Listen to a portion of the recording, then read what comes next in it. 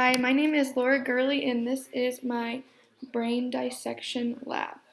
So I'm going to start with the brain stem, which is going to be the region from, let me get my pointer, right here, and it goes all the way back to this area back here. And then the optic nerve is this white piece right here. The lighting's not that great. The optic nerve, which is one of the cranial nerves located in the back of the eye. And then the cerebellum is this smaller sphere-shaped structure just above the brain stem here that controls movement, balance, and muscle coordination. And then I'm actually going to open it up. I already cut it.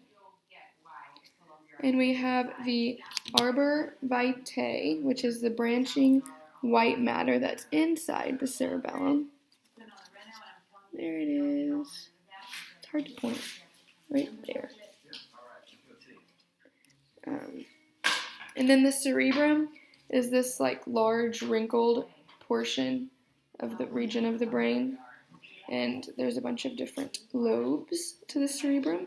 And one of them being the occipital lobe, which is right here. And it receives sensory information from the eyes. Then we have the midbrain, which you can see from the outside, right in here, there. But if we open it up, you can see it even better. So here's the midbrain, just behind the cerebellum. And then inside the cerebrum, which was a large wrinkled portion of the brain, we have the thalamus, which is between the midbrain and the cerebral cortex. So this is the thalamus right in here.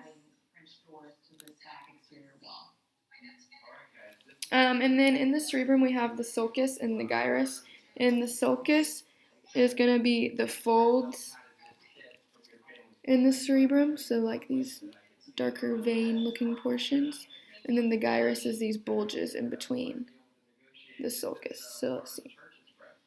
I'm trying to find one that's easy to show. Here we have, here's a good one. Here's a gyrus. It's surrounded by the sulcus.